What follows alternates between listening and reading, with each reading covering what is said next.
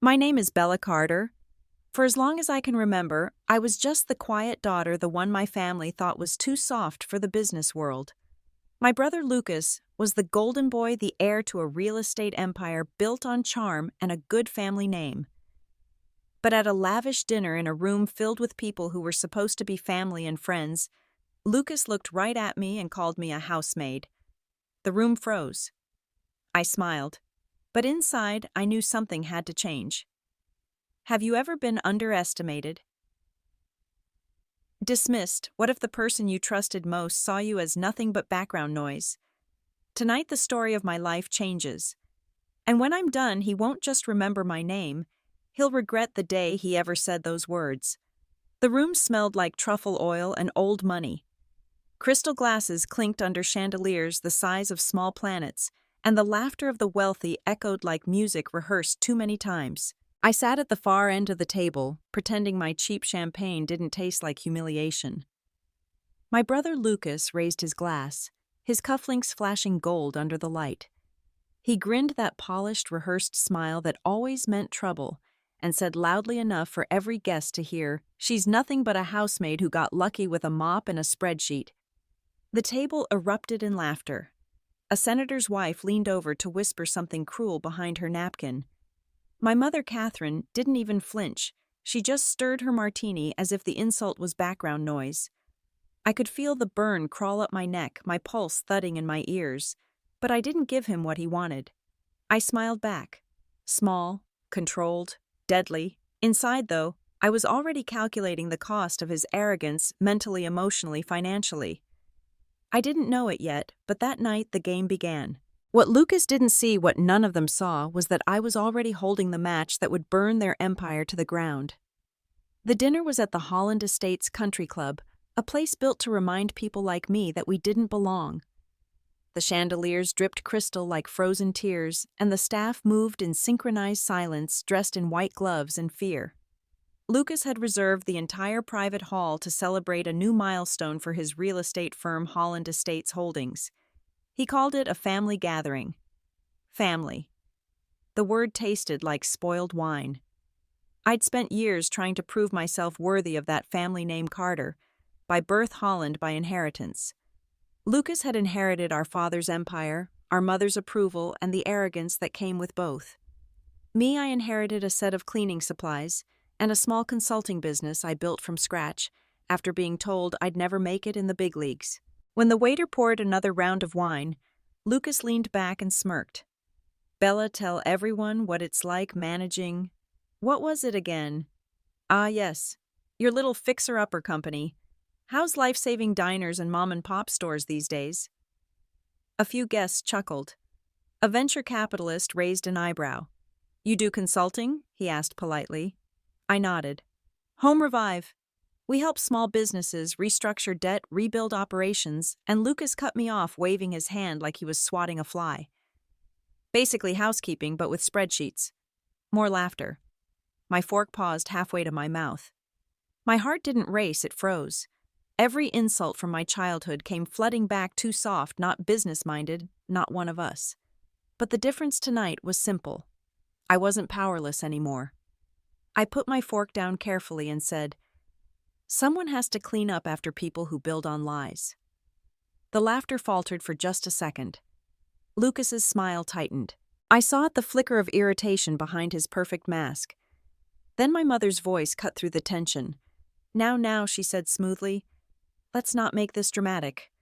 Lucas, dear, tell them about your new partnership in Dubai." And just like that, the moment was swept away like dust under a rug. I spent the rest of the dinner invisible.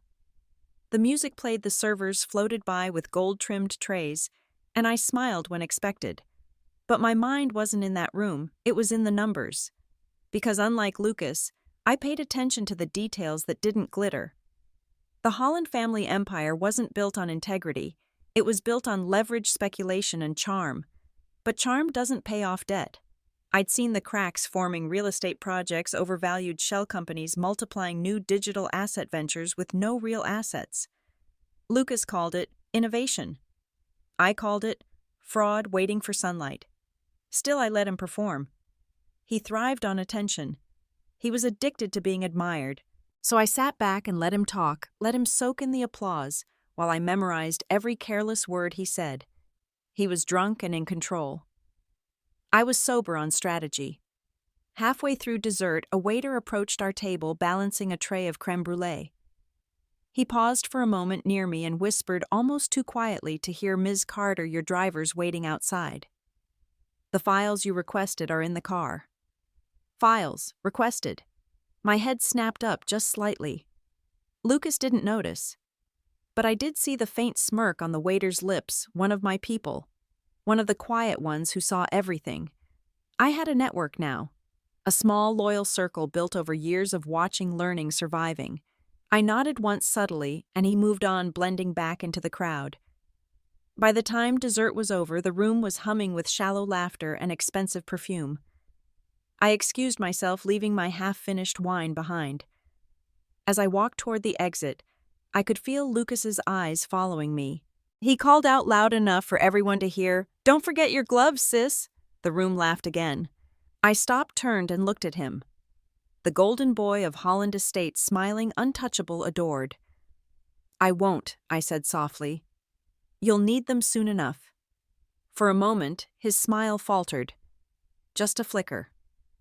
Then I turned and left, heels clicking against marble, the sound sharp and deliberate. Each step felt heavier with purpose. Outside, the night air was cold and clean. My driver opened the car door silently, and there on the back seat lay a black folder with a silver seal, Solaris Trust Holdings.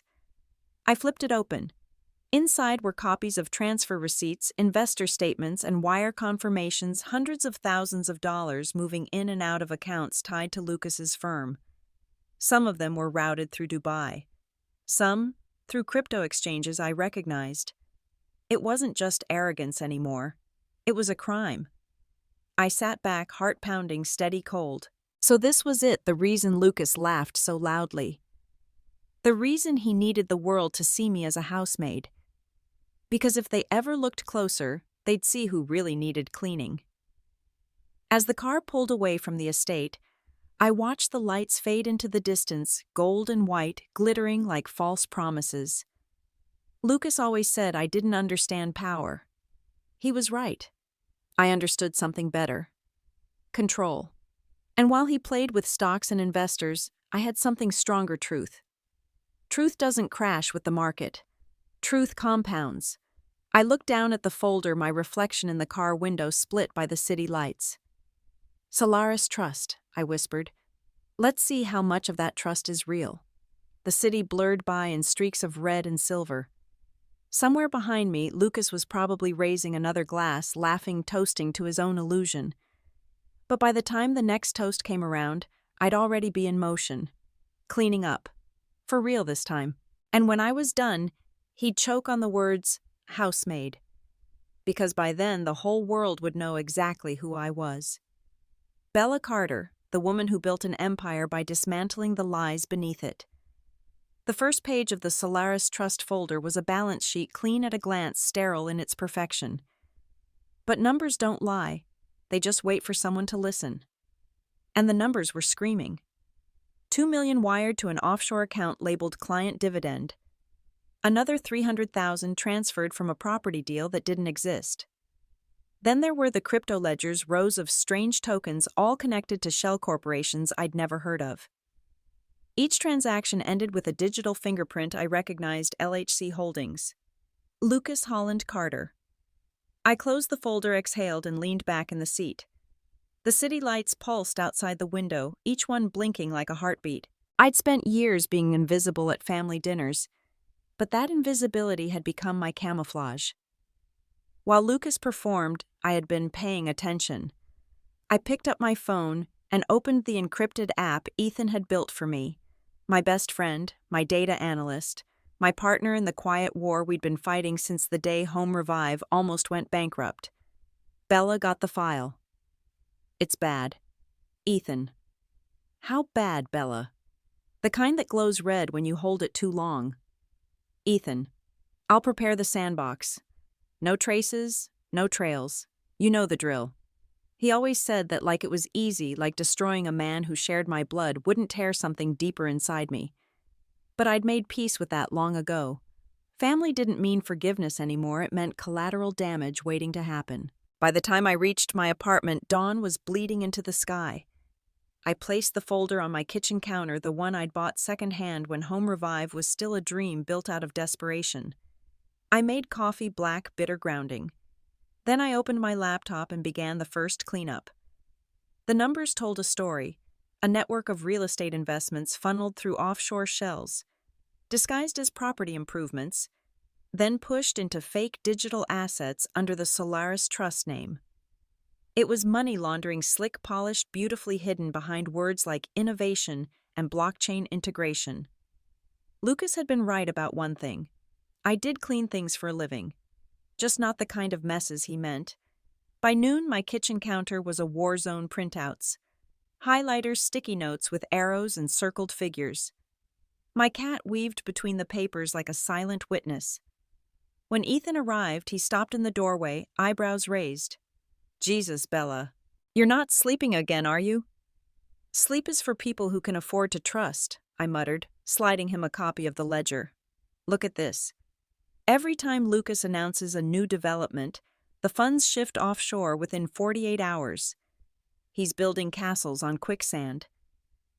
Ethan scanned the numbers, his expression darkening. He's not just inflating assets. He's pulling investor capital into DeFi wallets and rug-pulling the profits. That's federal territory. SEC, DOJ, hell, even Interpol might get a say. I stared at him. Then we go to the authorities. He looked up. Not yet. Not without proof that can't be shredded in a boardroom. That's when he handed me a small drive, a sleek silver device barely bigger than a key. This records encrypted transfers in real time, he said. Plug it into any terminal he uses and we'll have the live data. Ethan, I said slowly, you're asking me to walk into the lion's den. He shrugged. You've cleaned bigger rooms. I smiled faintly, though my stomach twisted. He wasn't wrong. That afternoon, I visited Marion, a former prosecutor turned corporate lawyer. The only person who knew both sides of the law well enough to weaponize it. Her office smelled like espresso and confidence. Marion flipped through the Solaris folder silent for nearly 5 minutes. Then she closed it with a soft thud. If half of this is real, she said, Lucas is sitting on a minefield. Securities fraud, wire fraud, unregistered crypto assets. This isn't just unethical. It's prison time. I nodded. Then let's make sure he trips. She studied me. You're not doing this for the money. No, I said quietly. I'm doing this because he made the mistake of thinking I was disposable. Marion leaned forward, elbows on her desk. Then you'll need a plan that holds up in court. Not revenge. Evidence. Every transaction. Every false valuation. We'll build it like a case file, not a vendetta. Her voice was calm, methodical, exactly what I needed. We'll call it Project Haven, she said, scribbling the name across the top of a legal pad. Because when this blows up, you'll need one. That night I sat alone at my office window, watching the city glow. My reflection stared back, sharp lines. Tired eyes, determination etched where warmth used to be. The name Project Haven echoed in my mind. A refuge, a shelter, a place for truth to breathe. Lucas's face flashed in my thoughts, his laugh at the dinner table, the way he looked at me like I was furniture. My mother's silence. The way every man in that room had treated me like background noise. They'd forgotten something fundamental about women who clean up after others. We notice everything. My phone buzzed. Ethan again. Ethan, the drive's ready. Are you sure you want to do this alone? Bella. Always have. Always will. Ethan. Just remember, once you start, there's no turning back. Bella. Good. I'm done turning around. I went to the office early the next morning, long before Lucas or his team arrived. The place was immaculate, glass walls, chrome fixtures, minimalist perfection. I walked through the silent halls, my heels echoing like a countdown. His desk sat by the window overlooking the city, the skyline sprawling like a kingdom he thought he owned. I slipped the silver drive into the back of his terminal, the metal sliding in with a soft click. My heart pounded once, twice, then steadied. The screen blinked. The data began to copy. Outside, the sun broke through the skyline, flooding the room with gold. I stood there bathed in the light of the empire I was about to dismantle. He thought I was a housemaid. Maybe he was right, because it was time to start cleaning. And this time I wasn't scrubbing floors, I was scrubbing the family name. The first office smelled like paint and second chances. It was a narrow bungalow 2 blocks from a bus stop, the kind of place the app algorithms insisted was up and coming. I carried in a folding table, a lamp with a broken shade, and a heart that still felt like it had been auctioned off at the Holland estate. I sat the lamp on the table, booted up my battered laptop, and typed the name I'd been drafting on and off for months: Home Revive Property Solutions. There's a particular humility to starting with nothing. You learn to be honest with every line item. I learned to price labor so a baker could keep his shop open. I learned to negotiate with vendors who'd been burned by big firms. I learned to make a share of something feel like dignity. People who sell shares on the exchange trade in promises and stock tickers. We traded trust and sweat. Both are currency, but only one buys bread the next morning. The first client was Mrs. Adler, a widow with hands the color of old parchment and a house that sagged like a tired old dog. She'd called the city housing hotline and been told there were no programs. She'd called her church and been told patience. She called Home Revive because a neighbor whispered my name. I remember stepping over the threshold and the way her eyes lit like a match struck. "I don't want a tear down," she said. "I want to live here until I don't." That was the contract: dignity, not demolition. We fixed the porch so the mail could come in. We sealed windows so heat didn't leak through. We recruited Lena, an electrician who'd walked out of a male-dominated firm after being told to stay in the van. I found Aaron, a weary carpenter who'd been thrown off a Holland estate subcontract for asking too many questions. And Jamal was a numbers man who smelled faintly of coffee and justice. He was young, sharp, and had an accounting mind that could make crooked ledgers confess to their sins. When we nailed the first Home Revive plaque to a mailbox, I felt something loosen inside me. It wasn't pride in this way Lucas wore it like a trophy to reflect in the mirror. It was smaller and deeper, like the first breath after being underwater too long. We celebrated with cold sodas on a stoop. Aaron suggested we split the first client fee into shares, not salary half for tools, half for reinvestment. "Give people skin in the game," he said. "People work harder for what they own." I agreed. We carved into our small company a culture that was opposite of Holland Estates transparency, a real share of the upside, not promises about future stock that vanished when markets hiccuped. Building Home Revive was mostly practical work. I learned to read blueprints like other people read novels. I learned the cadence of permits. The way a contractor's silence often means a cash flow problem, the art of leveraging small loans to cover a payroll week. I learned to sleep on the floor of an empty unit between meeting landlords and pitching to community groups. I learned how to write a grant application that read like a human story and not corporate fiction, how to turn a baker's plea into numbers that could convince a foundation to hand over funds. We did the small, unsexy things no one else wanted: rewiring a kitchen so a mom could run a catering business safely, renegotiating rent for a barber shop on the brink, installing accessibility ramps for a church that had paid the price of pride for 50 years. Each success was a ripple. One restored shop hired 2 people. Another landlord who saw our work sent us 3 referrals. Word spread slower than a press release, but it's more honest. People told their neighbors, "Call Bella, she'll fix you." There were nights I wanted to scream. The pressure of payroll, the calls from vendors, the notices from a bank that thought I was a joke because I couldn't balance a 7-figure loan. Yet the small victories stitched me together.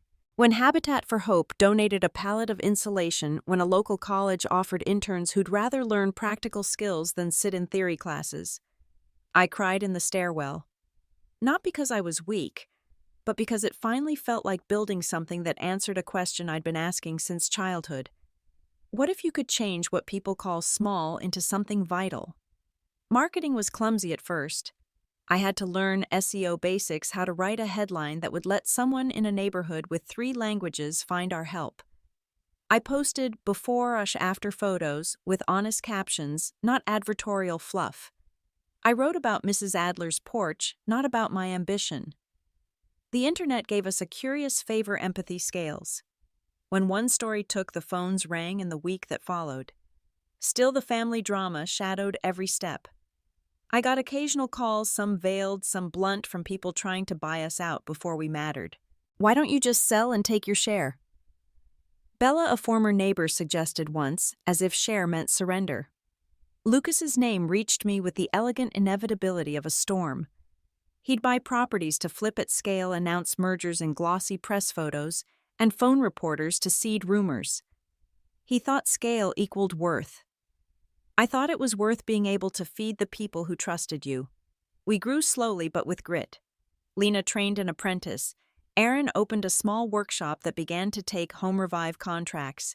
Jamal installed a system of transparent invoicing that made our books nearly unassailable. We kept one rule: never promise what we couldn't prove. When a community center could not afford full renovation, we proposed phased improvements that matched cash flow, not promises of future stock, not inflated valuations. We measured success in reopened doors. One evening, after a day of work that left wood splinters under my nails and light in my chest, I sat at our wooden table, our boardroom, and looked at the team. They weren't interested in my last name. They cared about the next call we'd get, the next owner we'd convince to work ethically. I realized then that the thing I had wanted all my life wasn't my father's approval. It was a table that was filled with people who trusted one another to eat. That night I wrote on the whiteboard in big letters, "Build truth, share value, leave a legacy."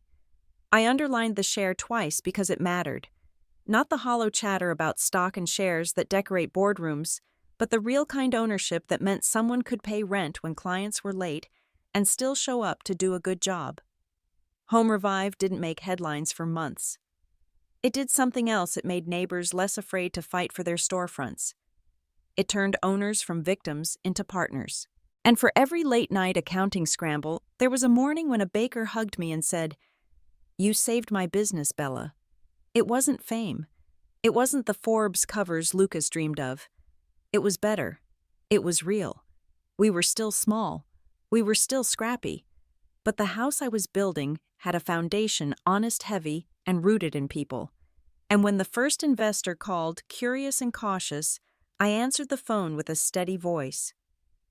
I had shares to offer, yes. I had vision, yes. But the deal would be different: transparency, accountability, and the kind of growth that didn't need to hide behind offshore names. When I hung up, Lena laughed, and Aaron raised his can of soda like a toast. Jamal grinned and said, "To clean houses and build empires." I looked at them, my ragtag crew, my first real family, and felt a small, fierce kind of victory settle over me. The empire I was building wouldn't be built on lies. It would be built on work, on shared risk, and on the stubborn conviction that cleaning up could be the most powerful kind of creation. The room smelled like expensive wine and curated laughter. I walked into Alen, a Manhattan monument to power where reservations were traded like stock tips.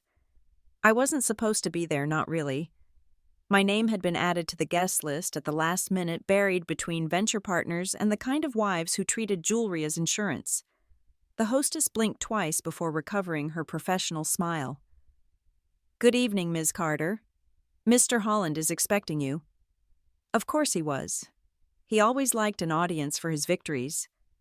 The room glittered with gold accents and low light. Conversations hummed like an orchestra warming up.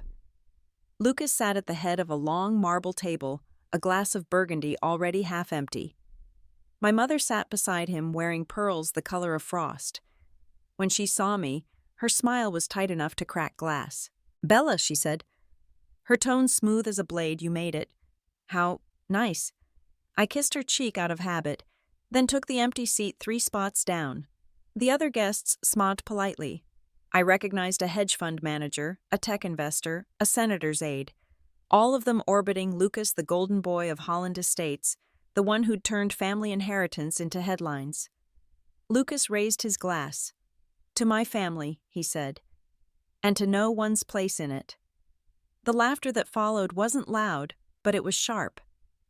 Dinner arrived in courses that looked like art installations, tiny towers of food that cost more than my rent.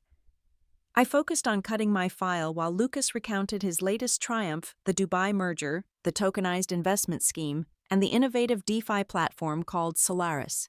Every word sounded like polish over wrought. He leaned back, his voice carrying effortlessly across the table. "We're integrating blockchain infrastructure into luxury real estate transactions. It's the future. Real-time asset transfers, tokenized property shares, decentralized funding, no middlemen." A man across the table nodded admiringly. "Brilliant. And profitable." Lucas's eyes flicked toward me. Bella wouldn't understand. She still deals in small business cash flow and drywall. More laughter. The sound of it burned my throat. I set my fork down. "Drywall holds up homes," I said calmly, "and cash flow keeps food on the table. Not everything worth building fits into a ledger." My mother clinked her glass, trying to redirect the moment. "Lucas, tell them about the New York Times feature." But Lucas didn't stop. He smelled blood. "You know," he said, swirling his wine, "I tried to get Bella into the firm once. I thought maybe she could help manage our lower-end properties. Housekeeping, perhaps." The table broke into polite laughter again. For a moment, I just stared at him. My pulse slowed. Every insult I'd swallowed over the years condensed into a single quiet thought: you have no idea what's coming. Halfway through the main course, I excused myself to the restroom. The hallway outside the dining room was lined with mirrors, endless reflections of people pretending to belong. I washed my hands, slowly breathing through the ache in my chest. The water was cold, sharp. I stared at myself in the glass. No pearls, no performance. Just a woman who had cleaned other people's messes long enough to know where they hid their dirt. When I returned to the table, a waiter stood near Lucas's chair, whispering something. Lucas frowned, irritation flashing across his face. "What do you mean she's in the kitchen?" The waiter glanced at me, nervous. "She asked to speak to the manager, sir. About the event next month." My brother's jaw tightened. "Event?" The waiter straightened his tie. "The Holland Estates Gala, sir. The one your company booked for the end of the quarter." "Ms. Carter requested the menu details," she said. As a shareholder, she wanted to approve the final draft. For a second, no one moved. Then my mother blinked. Shareholder Lucas laughed, a sound too loud to be real. "That's impossible." I smiled politely. "Actually, it isn't. Home Revive invested in Solaris 2 months ago through a venture partnership. Small stake, but enough to get the reports." The silence was perfect. The senator's aide looked suddenly fascinated by his plate. My mother's hand froze mid-air, her glass trembling slightly. I lifted my napkin, dabbing my lips. "I'm sure it's all legitimate. After all, transparency is what makes innovation sustainable. Right, Lucas?" His eyes narrowed.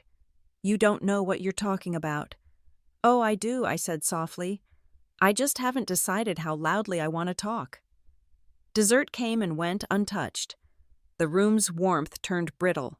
Lucas tried to steer the conversation back to business, but the charm he wore like armor was cracking. I could see it in the twitch of his hand, the stiffness in his jaw. My mother tried to fill the silence. "Bella's always had a wild imagination," she said lightly. "She takes after her father's side. Dreamers, all of them." I turned to her. "No, mother. I take after you." Her eyes met mine, cold and unblinking. "You taught me silence can be a weapon," I said. "I just learned to sharpen it better." She said nothing.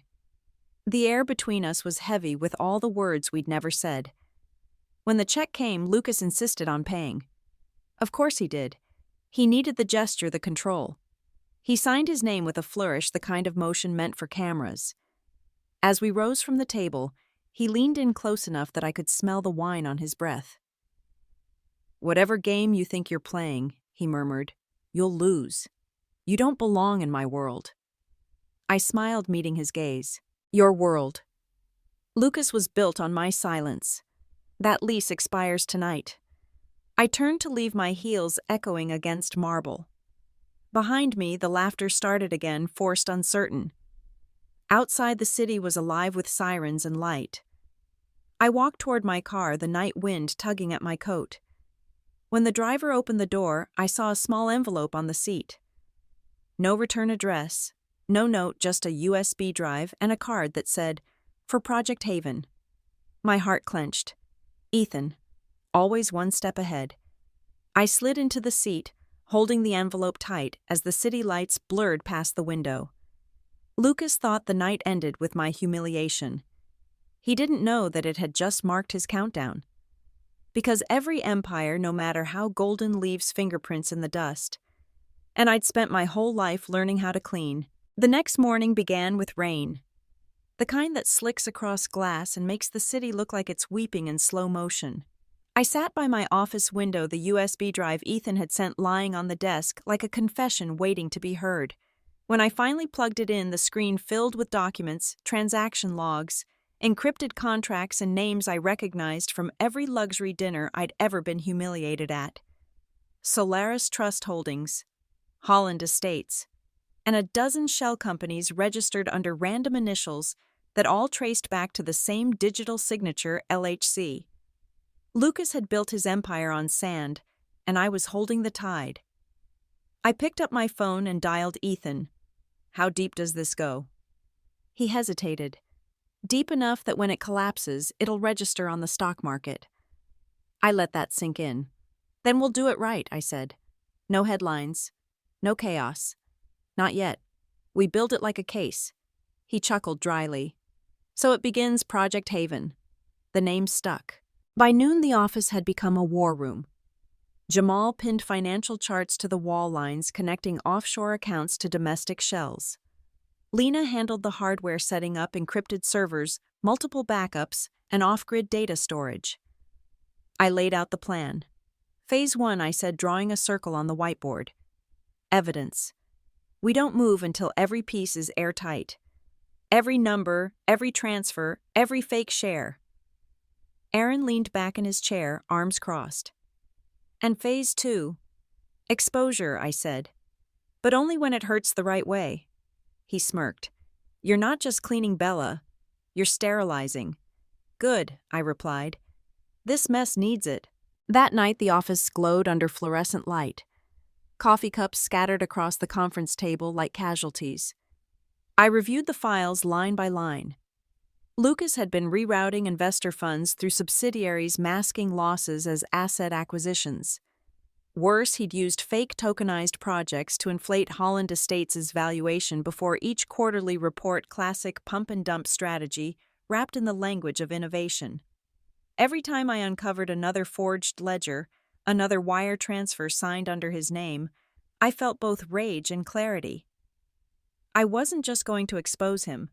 I was going to dismantle the myth of him, the idea that charisma could excuse corruption, that inheritance could masquerade as genius. A few days later, Marion arrived. Hair pulled into a sharp bun, heels clicking like punctuation. She dropped her briefcase on the table. "Show me everything." For 2 hours she read in silence. Occasionally she'd hum under her breath or scrawl notes in tight cursive. When she finally looked up, her expression was unreadable. "This isn't the case," she said. "It's a demolition." "Can we prove it?" I asked. She smiled faintly. "Oh, we can prove it. But you'll need allies. Someone on the inside to confirm these files aren't fabricated." I thought of Damian Lucas's business partner, the quiet man who'd watched me too carefully at that last dinner. "I might have one." "Then use him," Marion said simply. "And Bella, don't let this consume you. Revenge is seductive, but justice is sustainable. Build something that lasts longer than the fall." I didn't answer, but her words stayed with me long after she left. 2 weeks later, Damien met me at a cafe near Wall Street. He looked exhausted, the kind of tired that comes from pretending you don't know the truth. He slid into the booth, lowering his voice. "Lucas is shifting funds again, moving everything into offshore DeFi wallets under new names. It's faster than last time. Riskier." I handed him a coffee. "You knew I suspected.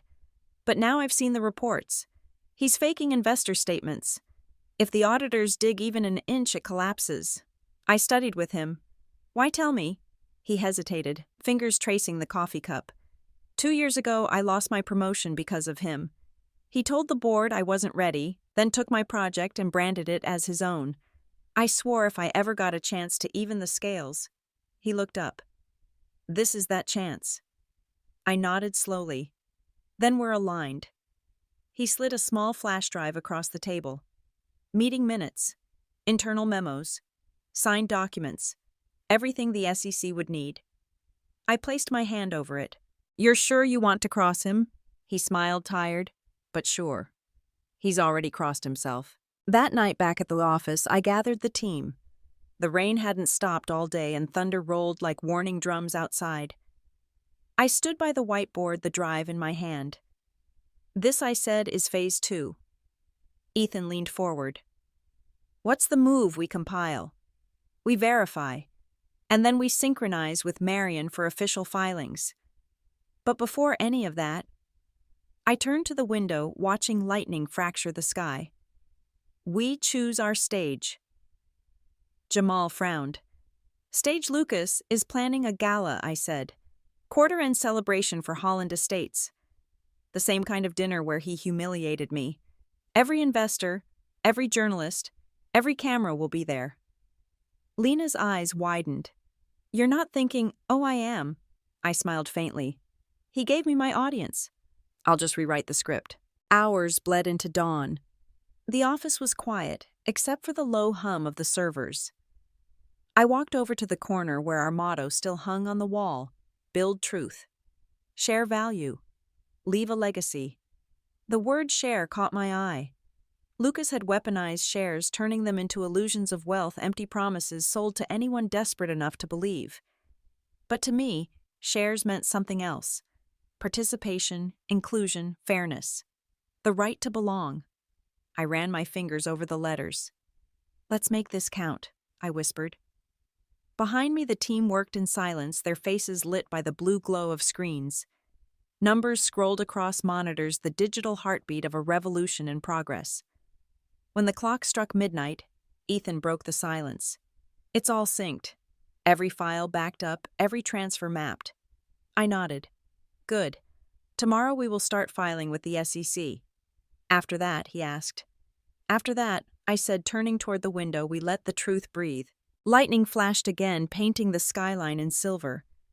The storm outside matched the one inside me, loud, relentless cleansing. Lucas thought I was a housemaid. Maybe I was. But what he didn't understand was that sometimes cleaning means burning. And I was just getting started. The city had gone gray, the kind of gray that felt heavy, deliberate, like the sky was waiting for something to break. I watched the clouds from my office window while the printer spat out page after page of evidence, wire transfers, fake valuations, investment proposals dressed up as innovation. Every sheet was another nail in Lucas's coffin.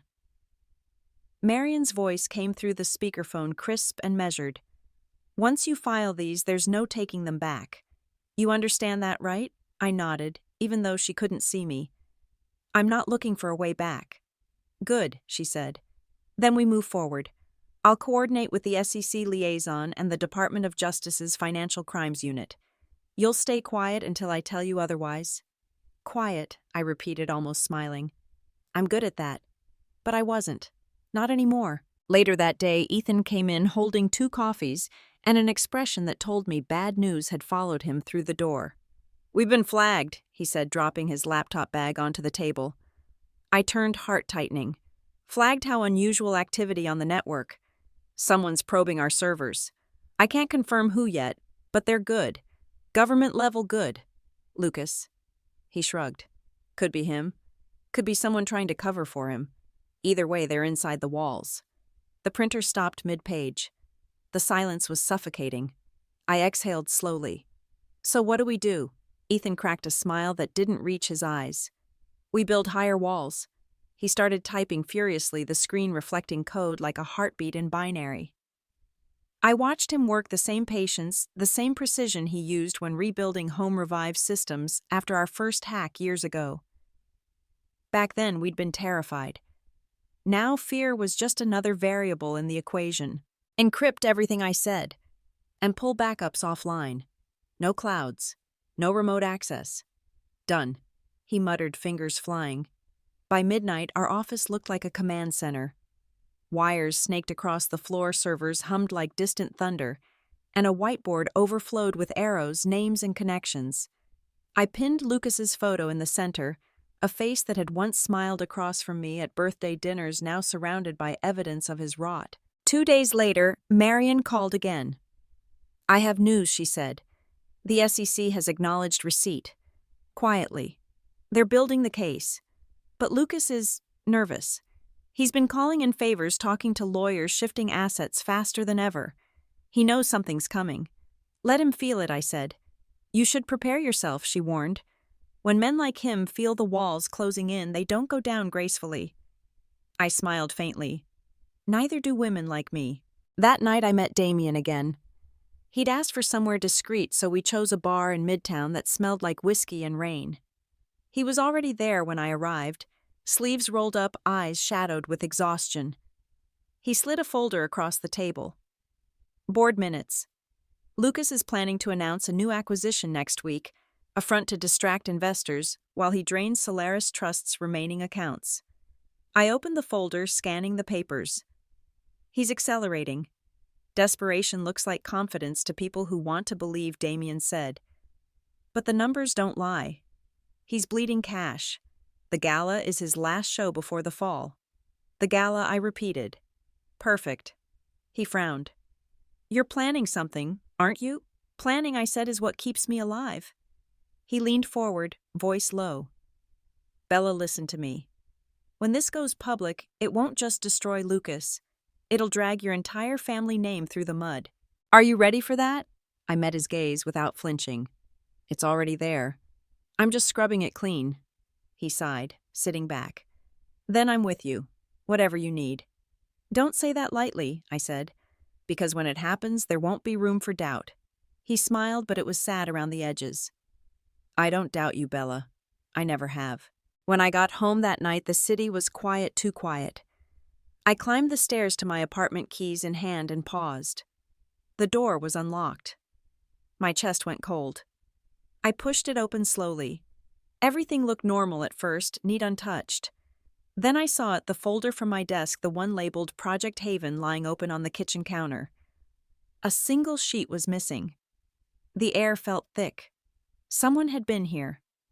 I scanned the room, every instinct sharp. Then I saw it propped against the window, a note written in blue ink, "Stop digging, Bella."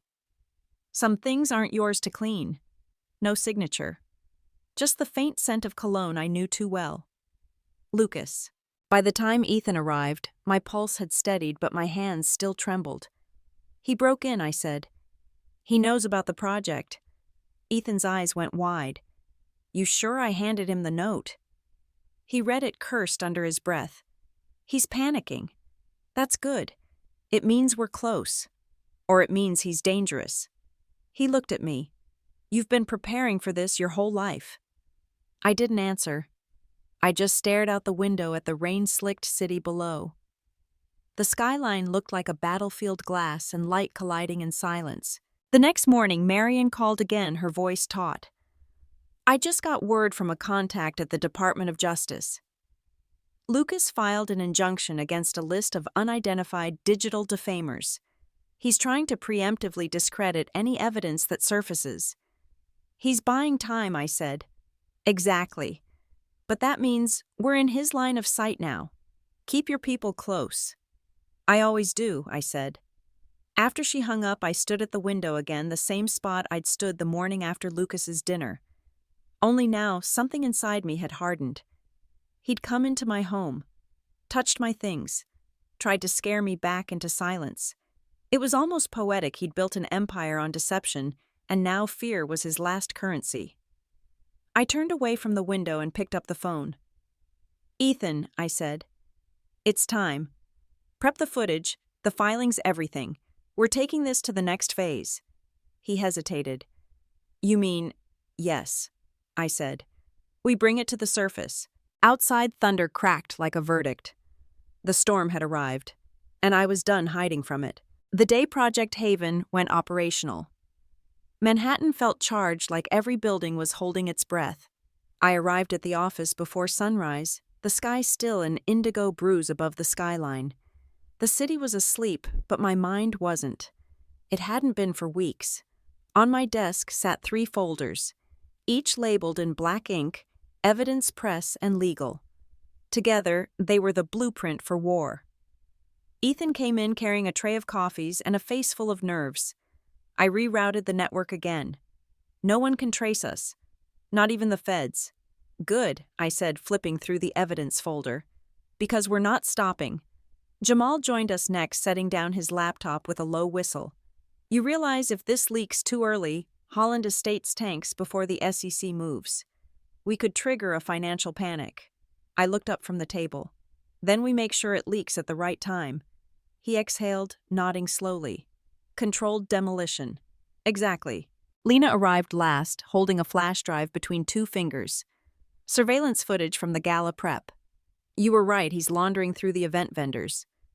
Fake invoices, offshore kickbacks. I took the drive, slipping it into the evidence folder. Every empire hides rot in the glamour.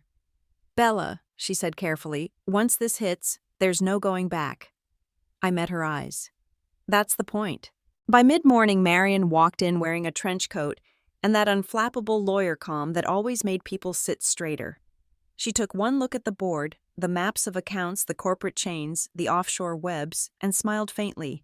You've done my job for me, she said. We're just getting started.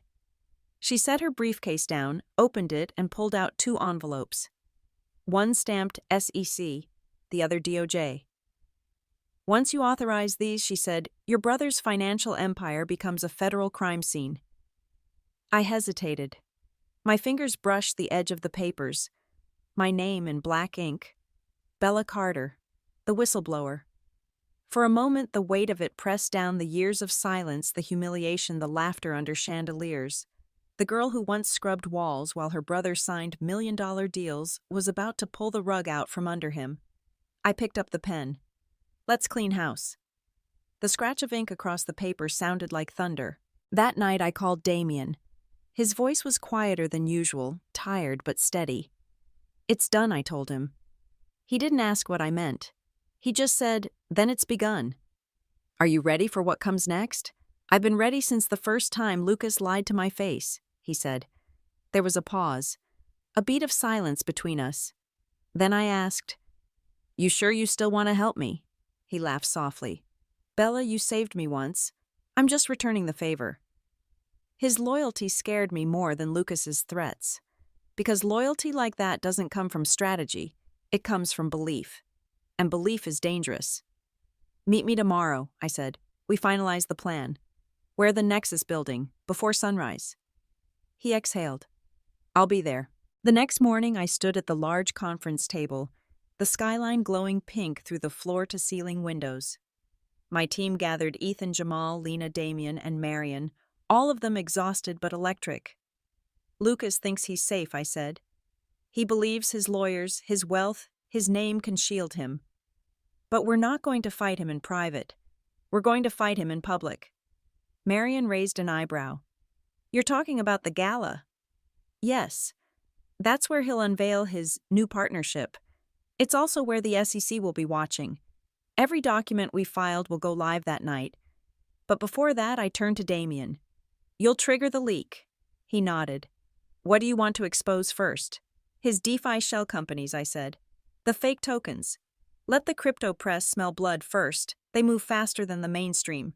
Jamal grinned. Once they publish, it'll be chaos. Investors will pull out before the markets open. Exactly, I said. Then while he's trying to contain the damage, Forbes will drop the real story, the one Marion's contact is holding. Whistleblower inside Holland Estates exposes systemic fraud. That's the kill shot. Ethan looked up from his laptop. And if he figures it out before then we accelerate, I said. He wants to play power games. Fine. I'll match him, move for move. The room was silent for a moment, the hum of the city filling the space between us. Then Lena said quietly, You sound like him. I turned, meeting her gaze. No, he destroys his ego. I'm dismantling for truth. Still her words stuck. That night I couldn't sleep. The city outside was a web of light and noise, but inside my apartment felt hollow. On my desk sat the folder marked Housemaid, the badge I'd kept from that night in Tribeca, when Lucas made me his punchline. I'd pinned it above my desk as a reminder of where I started, but now under the lamplight it looked like a relic of someone else's life. I took it down, ran my thumb over the inked letters and whispered, "One more clean." The doorbell rang. I froze. It was nearly midnight. When I opened the door, Damien stood there, rain soaking through his coat. His jaw was tight. He knows. My stomach dropped. What, Lucas? He's found out about the filings. Someone inside the SEC leaked the name of the whistleblower. Me. He nodded grimly. He's calling it slander. He's telling investors you're an obsessed sister trying to sabotage him. He's already prepping a press statement. I closed my eyes for a second, steadying my breath. Then we stay the course. The truth will speak louder. Bella, he said softly. He's dangerous now. Desperate. I looked at him. So am I. By the next morning, the headlines were already turning. Holland Estates denies fraud allegations, claims internal sabotage. Real estate, tycoon blames sister for vindictive attack. I stared at the news ticker on my phone, the words blurring together. Ethan texted, "He's moving fast. Faster than expected." Marion called, "Ignore the noise. The evidence will hold." Lena sent a single message. "For what it's worth, we believe you." I typed back, "Then let's finish it." By dusk, the plan was set. The team scattered to their posts. Ethan to monitor the leak, Marion to coordinate with regulators, Damien to feed updates from Lucas's office. I stayed behind, standing by the window as the city pulsed below, alive with power and corruption. Tomorrow night, the gala will begin. The champagne would flow, the cameras would flash, and Lucas would smile the same empty smile that had humiliated me for years. Only this time, when he raised his glass, the world would already be watching the cracks beneath his empire. I pressed my palm to the glass, feeling the cool vibration of the city. "The storm's coming," I whispered. And somewhere across Manhattan, I hoped Lucas could feel it too. The night began with gold and lies. The Holland Estates Gala shimmered under chandeliers taller than most dreams.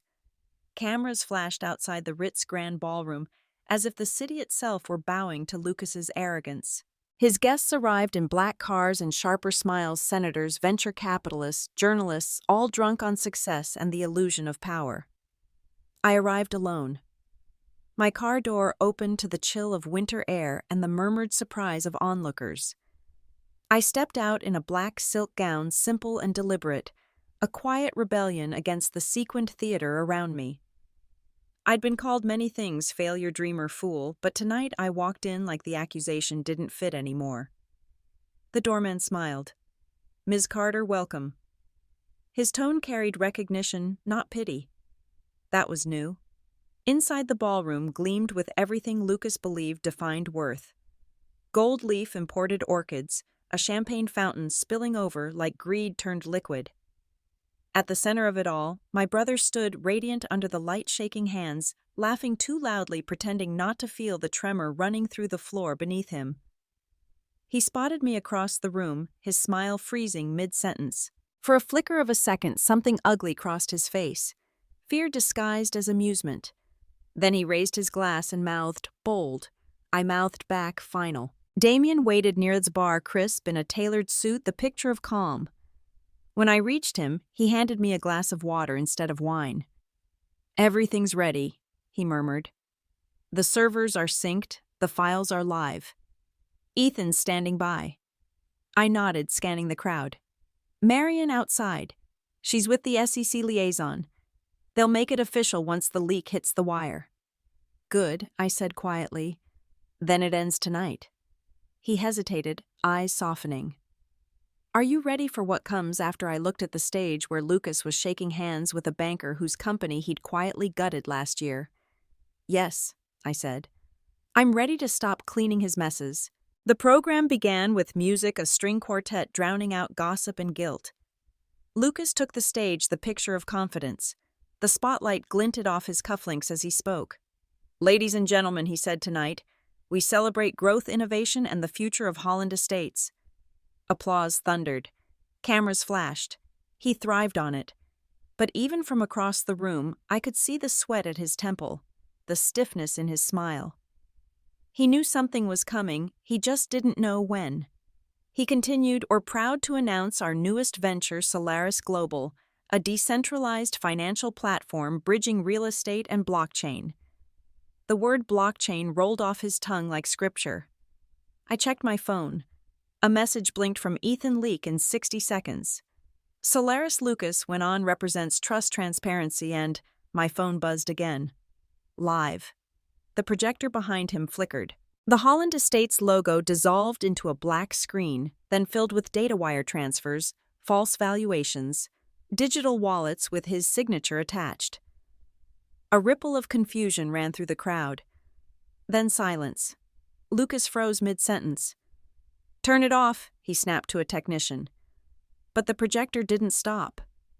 Line after line scrolled fraudulent accounts, shell companies, screenshots of falsified reports. His own voice from an internal memo echoed through the speakers, "No one audits the auditors."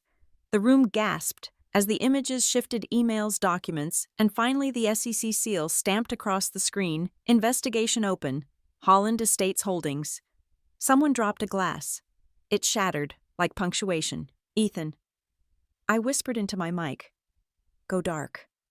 Already on it. Lucas turned toward me, face pale beneath the stage lights. "What did you do?" he hissed.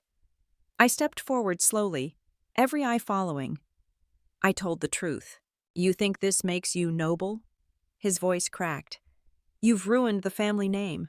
"The name was already ruined," I said. "I just cleaned the mirror." The crowd murmured. Reporters raised their phones, filming and live streaming. Lucas's facade began to crumble in real time. He tried to laugh it off. "This is slander," he shouted. "None of it's real. It's a setup." Then Damien stepped up beside me, voice calm and clear. "It's all real. I was there. I signed those reports, and I've already given my statement to the SEC." The sound that followed wasn't applause, it was shock. Pure electric disbelief. Lucas's jaw went slack. "You," Damien's tone was almost pitiful. "You built your empire on lies, Lucas. Some of us just decided not to keep pretending." Security moved in, then quiet and professional. Not to escort me, but to escort him.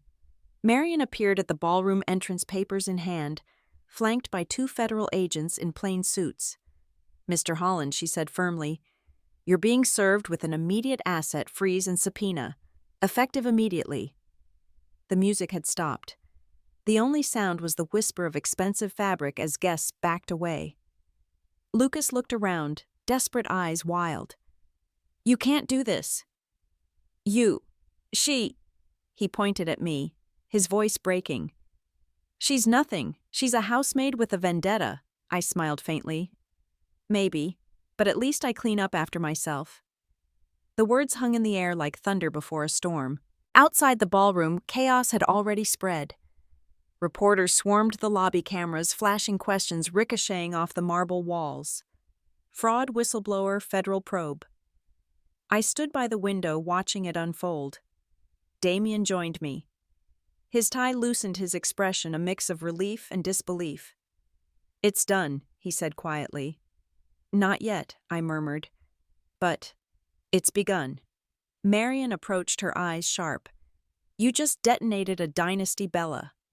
Are you ready for the fallout?" I turned back to the window, watching Lucas being escorted into the back of a black car, his once perfect world collapsing under the weight of truth. "Yes," I said softly. "I've been ready since the night he called me a housemaid."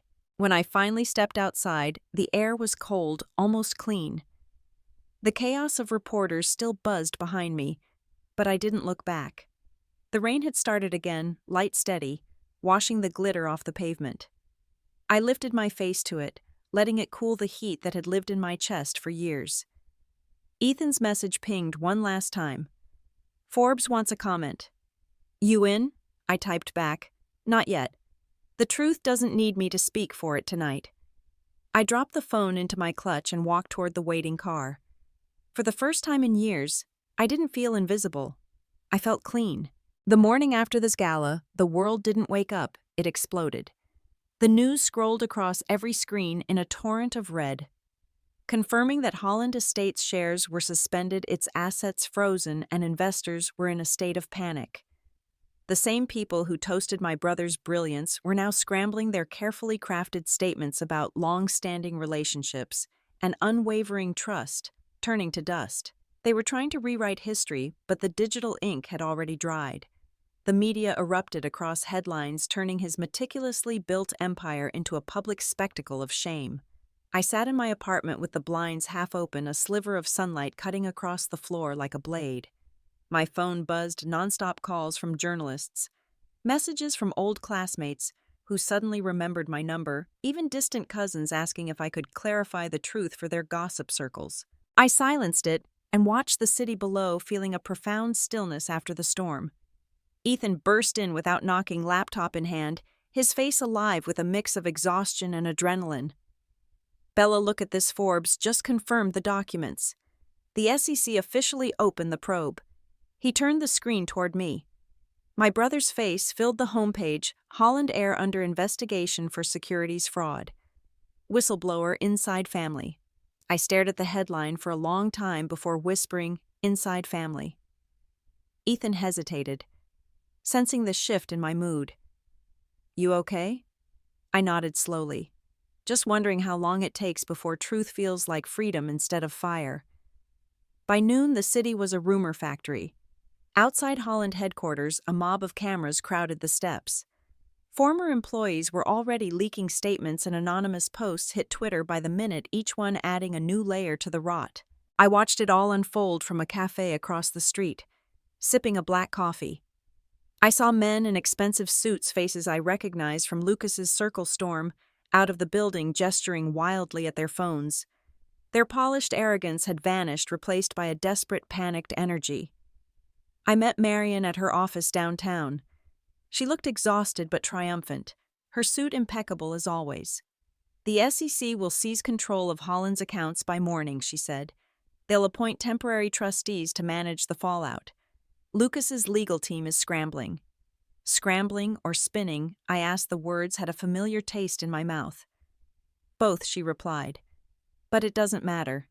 The paper trail is too clean." Damien arrived moments later, reins still clinging to his coat. He dropped a file onto the table. "Internal correspondence," he said, his voice flat. "Lucas instructed staff to falsify audit reports. There's no saving him now." Marion skimmed the top page, her eyebrows rising. "This is airtight. Good work."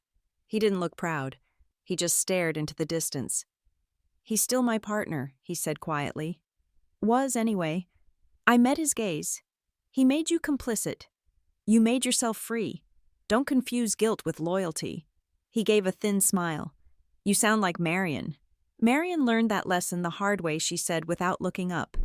So did I. By the second day, the empire began to rot in public view. Clients withdrew millions. Properties under Holland management sat vacant, their marble lobbies turned ghostly. The family name, once whispered with envy, was now a headline carved in shame. My mother called that afternoon. I didn't want to answer, but something in me still ached for the sound of her voice. "Bella," she said, her tone brittle. "What have you done?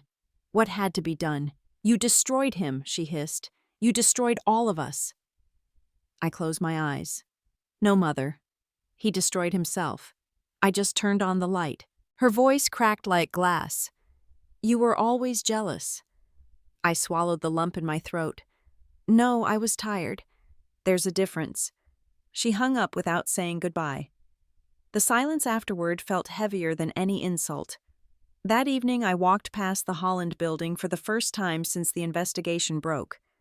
The once polished glass doors were guarded by security and surrounded by reporters shouting questions. Through the window, I could see employees packing boxes, their reflections overlapping with the company's gold logo like ghosts leaving a mausoleum. Across the street, a billboard that used to advertise Holland Estates' future of luxury had been replaced. Now it showed a headline, "Accountability is the New Legacy." I didn't know whether to laugh or cry. At the office, Ethan had converted our conference room into what he called Command Central. Every screen tracked media feeds, court filings, and stock activity. The Holland stock had dropped 83% by sunset. Lena pointed to one monitor. An anonymous source leaked the offshore holdings to Reuters. Cayman, Dubai, Singapore, all confirmed. Jamal looked up from his laptop. And the DOJ just joined the investigation. Wire fraud, money laundering, securities manipulation, the works. Marion poured herself black coffee and said simply, "He's finished." But I didn't feel finished. Around midnight, Damien texted me, "Meet me at the pier." When I got there, the air was cold and sharp. He stood by the railing, staring at the city lights fractured across the water. "I went to see him," he said quietly. I froze. "Lucas." He nodded. His lawyers arranged a meeting. He looked smaller, like he'd been hollowed out. "What did he say? That you betrayed him? That you'll regret it?" He turned toward me, eyes shadowed. But that's not what stuck with me. It's what he didn't say. No denial, no defense, just fear. For the first time, he looked human. I crossed my arms against the wind. I don't want him to be human. I want him to be accountable. Accountable and human aren't opposites, Damien said softly. Sometimes they're the same thing. For a moment, I didn't answer. Then I said I spent half my life cleaning his messes. He spent his time building them. Maybe that's justice. He smiled sadly. Maybe. But what happens when the cleaning's done? I looked out over the dark water, the reflection of skyscrapers trembling on the surface. Then we build something better. The next morning, Forbes released an exclusive follow-up, "Whistleblower Behind Holland Scandal Leads New Movement for Ethical Investment." My name was there. My face. The world was watching now, not with mockery, but curiosity. I wasn't the invisible sister anymore. I was the story. The comments poured in, some praising, some cruel, some raw with recognition. One woman wrote, "I worked for a man like your brother for 10 years. Thank you for showing what justice looks like." I read it twice, then closed my laptop. Outside, the city was waking up again, washed clean by rain. Holland Estates was collapsing, yes, but the world around it kept moving, rebuilding, breathing. That night I walked through the Home Revive headquarters, now a full floor in a downtown high-rise. My team was still working late, their laughter spilling through the halls. They'd built this from nothing, brick by brick, trust by trust. As I passed the wall where our motto hung, "Build truth, share value, leave a legacy," I stopped. Legacy. It wasn't about money. It wasn't even about revenge anymore. It was about rebuilding from the ashes, not to prove anything to them, but to remind myself that I could. I turned off the lights and stood there in the dark, the city glowing beyond the glass. The Holland name had burned, but from its ashes something honest had begun to rise. By the end of the week, the Holland estate, the mansion where I grew up invisible, was officially listed for auction. Marble floors, priceless chandeliers, acres of manicured lies. The place that once symbolized everything I wasn't allowed to touch was now just another asset being liquidated to pay for my brother's crimes. When I saw the listing photo, the grand staircase where my mother once told me to stand aside, I felt nothing but clarity. The empire that had defined my family for decades was rotting piece by piece, and I had a choice: let it vanish or reclaim it. "Buy it," I told Marion. She blinked. "You want to buy your family's estate?" "Through Nexus Holdings," I said, quietly. "I don't need it for nostalgia. I need it for redemption." Marion tilted her head, studying me. "You're not doing this for revenge." I smiled faintly. "No. I'm doing it because ghosts need new walls to haunt." The paperwork took 3 days. When it was done, the estate was mine. The irony wasn't lost on anyone. Forbes ran another article. "The house that built scandal finds a new owner, the whistleblower herself." But I didn't buy it for the headlines. I bought it because I knew what I wanted to build there. When I drove up the long, curved driveway, my heart ached with a memory I thought I had buried. The old wrought iron gates, the cold symmetry of the stone facade. It all looked exactly the same, yet a fundamental part of it was missing: arrogance. Without the weight of my father's and Lucas's pride, the place felt hollow, stripped of its power. Inside dust coated the marble floors. I ran my hand over the grand staircase railing, a ghost of my younger self lingering there, a girl who used to dream of running up these stairs, not cleaning them. I walked into the old ballroom, the same space where I'd once served hors d'oeuvres, while my brother toasted to family legacy. My heels clicked against the floor, the sound sharp, defiant. "This isn't legacy," I whispered to the empty room. "This is where legacy ends." Then I took a breath and pictured something new, not crystal and gold, but light and purpose. I saw long tables lined with laptops instead of wine glasses. I imagined women from neighborhoods like the one I grew up in, not heirs, not elites, learning business finance and ownership in these very halls. 2 months later, construction began. I didn't hire decorators or preservationists. I hired women, single mothers, small contractors, students studying architecture, people who had been told no too many times. I watched as they scraped off the old paint and tore down the gilded wallpaper. Each hammer swing, each brushstroke felt like an act of catharsis, of rewriting the past. Jamal handled logistics. Lena oversaw design. Ethan built the network infrastructure, turning the once private mansion into a fully digital training center. The first day the new sign went up, the Haven Institute for Women in Business. I stood at the front gate and watched it gleam in the morning light. It was no longer the Holland estate. It was ours, and it was built on something real. The media called it poetic irony, the house of scandal reborn, a school of second chances. But to me, it wasn't irony, it was justice. At the first open house, 50 women showed up. Some carried resumes folded like apologies. Others held nothing but fierce determination. They sat in the old dining room, now filled with laptops and whiteboards, and listened as I spoke. "When I was your age," I began, "I thought success meant being invited to someone else's table. Tonight, I want you to know you don't need permission to build your own." They applauded, but it wasn't the sound that moved me. It was their faces. Hopeful. Fierce. Later, as I walked the corridors, I found myself outside the room that used to be Lucas's office. The door was still marked with a brass plaque engraved L. Holland Carter. I hesitated, then pushed it open. The desk was gone. The windows were cracked. But his smell leather and arrogance still lingered faintly. In the corner sat a forgotten box half open. Inside were framed newspaper clippings, photos of him shaking hands with politicians, smiling beside luxury cars. I pulled one out and stared at it. He looked invincible, and he believed he was. I set the frame on the floor and stepped on it until the glass cracked. Justice wasn't always a courtroom verdict. Sometimes it was just a sound, the crack of something false breaking underfoot. By spring, Haven Institute had become a phenomenon. Local papers covered it. National outlets picked it up. Donations flooded in, but I refused to let it become another charity built on guilt. Every dollar went into scholarships and microloans for the women studying there. We taught them business ethics, startup law, and financial literacy. Marion gave workshops on contracts and equity. Ethan led a seminar on DeFi technology, how transparency could protect small businesses from predatory lenders.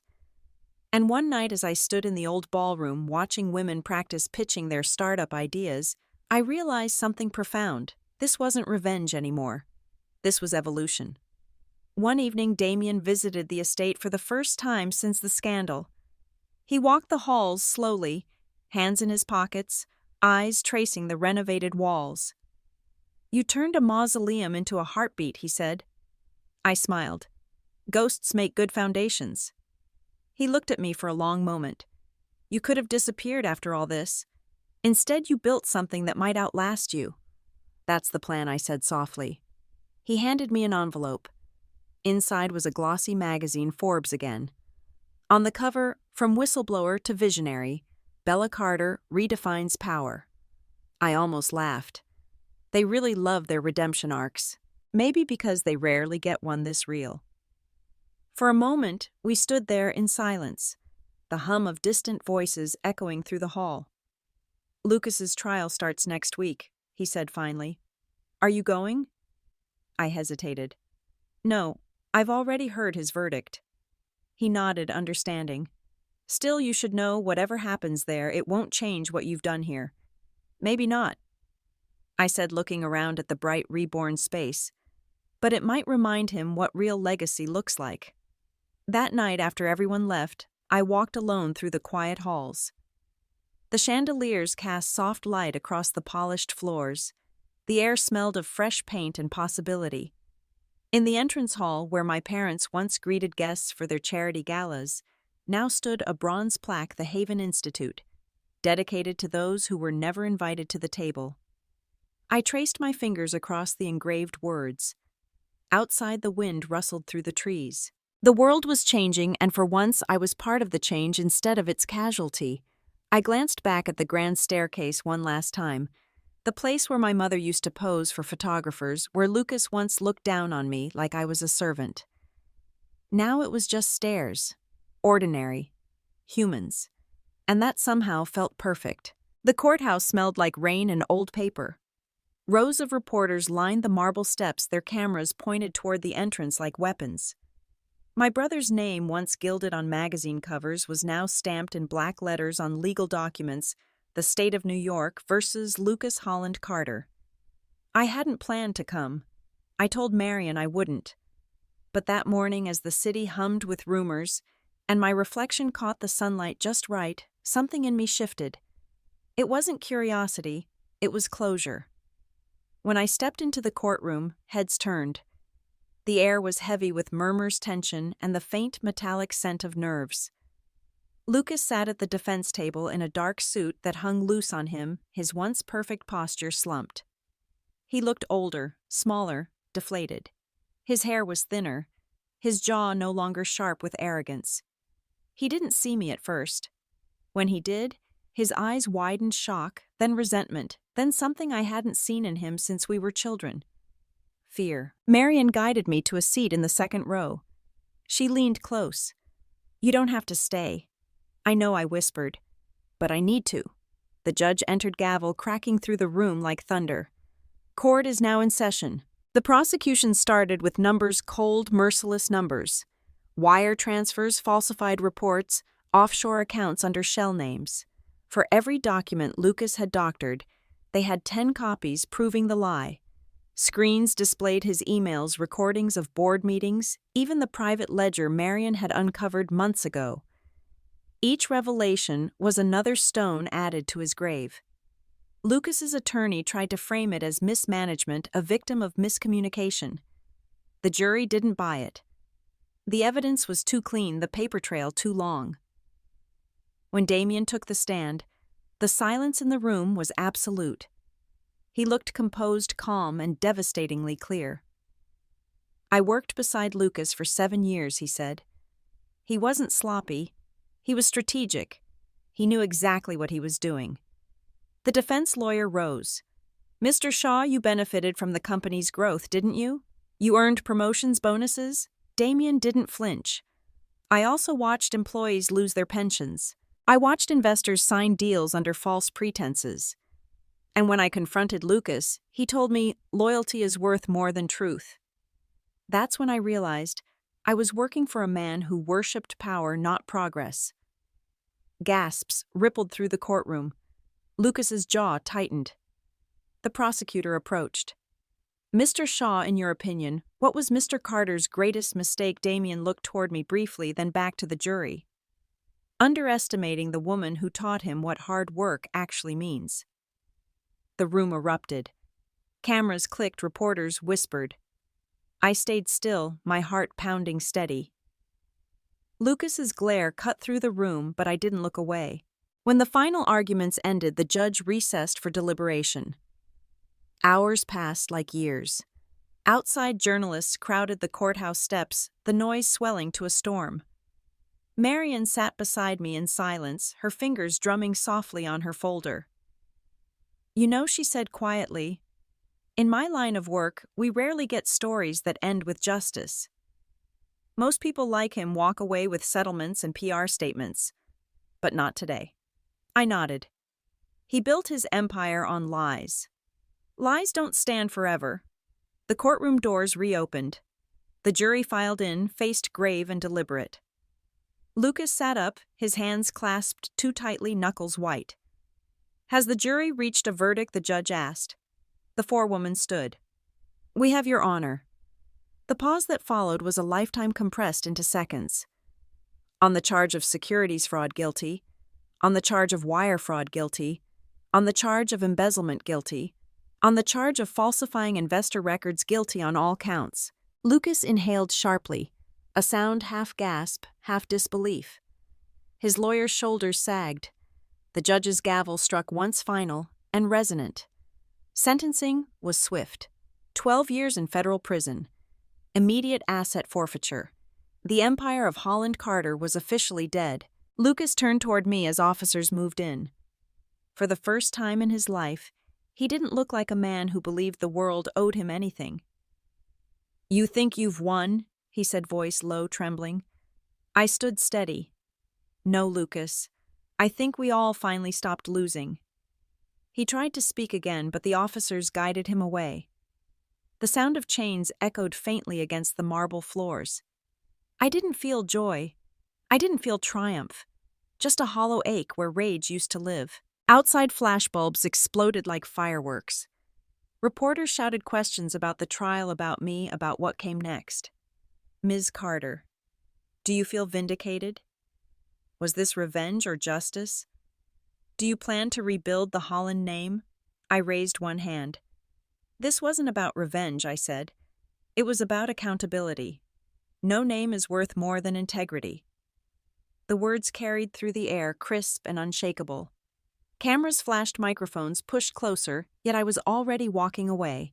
That evening, I drove to the Haven Institute. The mansion glowed in the twilight, warm and alive, filled with laughter from the women inside. Their voices echoed down the halls like music. In the main room, a class was finishing a session on entrepreneurship. A young woman approached me shyly. "Ms. Carter," she said, "we saw the verdict on the news.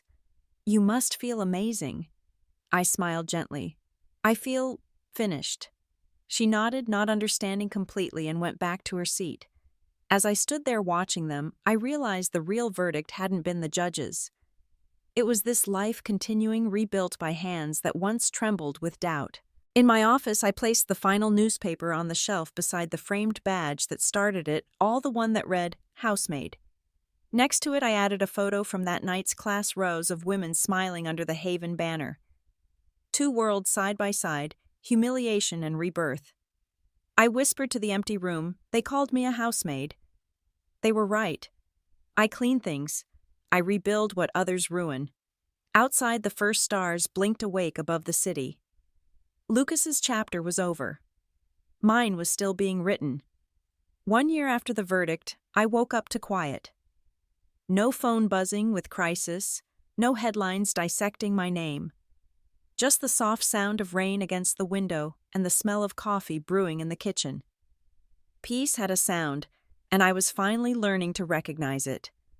The world had moved on from the Holland scandal, as it always does. Empires fall, outrage fades, and new villains rise to take their place. But in that vacuum, something else had taken root. Something steadier. Something good. The Haven Institute was thriving. What had started as an act of reclamation had grown into a movement.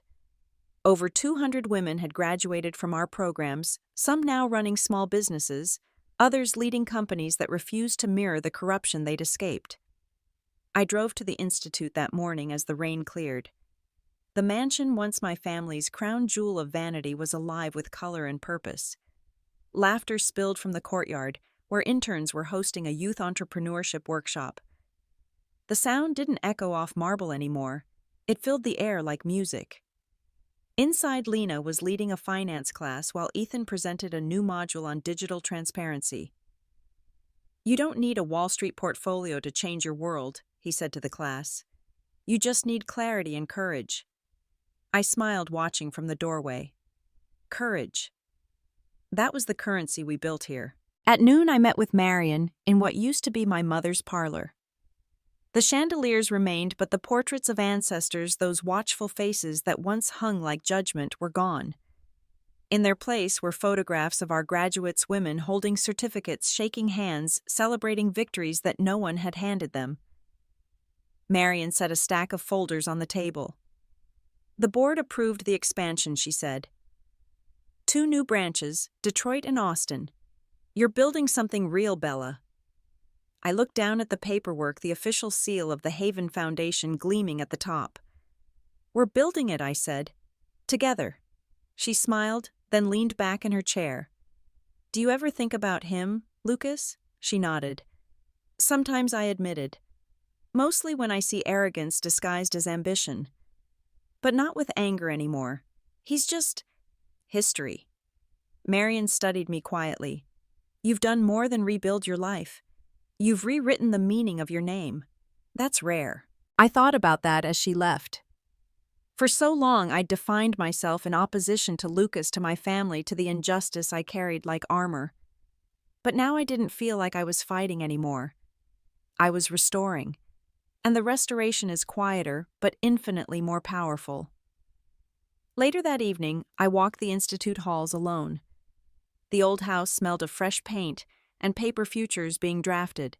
The ballroom where Lucas once humiliated me had been transformed into a lecture hall. The marble floor still gleamed, but now rows of desks replaced crystal tables. On the far wall, just above the podium, hung a bronze plaque engraved with the Institute's motto, Build Truth, Share Value, Leave a Legacy. Those 3 words had followed me since the day I started Nexus Holdings, when all I had was an idea and a borrowed desk. Now they had become the heartbeat of something larger than revenge, something generational. I paused at the podium, tracing the carved letters. Behind me, I heard footsteps. It was Damien. He'd been spending more time here lately, mentoring new founders, investing in ethical startups through our partnership fund. You still come here at night, he said softly. I like hearing the silence, I replied. It reminds me of everything that used to echo here. He smiled. The silence doesn't hurt anymore. No, I said. It doesn't. He handed me a folder. You might want to see this. Inside was a proposal for the Haven Scholarship Initiative, a program for young women from low-income families to receive full funding for entrepreneurship education. The signatures at the bottom included names from companies I'd once fought against. They want to partner, he said. Your former rivals. I couldn't help laughing. Poetic, isn't it? The people who dismissed me are now signing checks to fund the same kind of women they once ignored. Damien's expression softened. You changed the ecosystem, Bella. That's a legacy. The next week, Forbes called again. They wanted a feature 1 year later, from whistleblower to architect of change. I said no. Instead, I gave them permission to cover one of our graduates, Aisha, a single mother who used our microloan program to open a catering company that now employed 20 people. Her story was better than mine. When the article came out, the headline read, From Struggle to Strength, The Woman Who Fed a City. That was the first time my name wasn't in bold type, and I didn't miss it. The night of the first Haven graduation ceremony, the ballroom glowed again, not with chandeliers or champagne, but with light from rows of laptops. Families sat in folding chairs, clapping and crying as each woman walked across the stage. I gave the final speech. You are not inheritors of power, I said. You are builders of it. You don't owe gratitude to those who doubted you. You owe belief to those who come after you. When the applause faded, I stepped aside, watching as they celebrated. Joy, not vengeance, was what victory sounded like. After the ceremony, I went outside for air. The night was cool, stars scattered above the ocean beyond the estate's edge. Damien joined me, 2 glasses of sparkling water in hand. Still not celebrating with champagne, he teased. Champagne's for illusions, I said. Water keeps you honest. He clinked his glass against mine. To be honest, then. To new beginnings, I replied. When I went home that night, I stopped in my office before bed. On the shelf sat 2 things framed side by side, the old paper badge that read Housemaid and a photo from tonight's graduation. The badge wasn't a wound anymore. It was proof. I thought of all the women still out there, unseen, underestimated, silenced by someone else's confidence. I wanted them to know that power could be built from humility, that revenge could evolve into something more lasting. I turned off the light and whispered, "Let it begin again." As I closed the door, the rain started outside, steady, cleansing, infinite. Because some stories don't end with triumph or tragedy. They end with the truth. And the truth is, the greatest revenge isn't winning back what was taken. It's building something they can never destroy. If you've ever been dismissed, underestimated, or told you don't belong, remember this. You don't need their table. Build your own. And when you do, make sure there's room for everyone who was told to stand aside.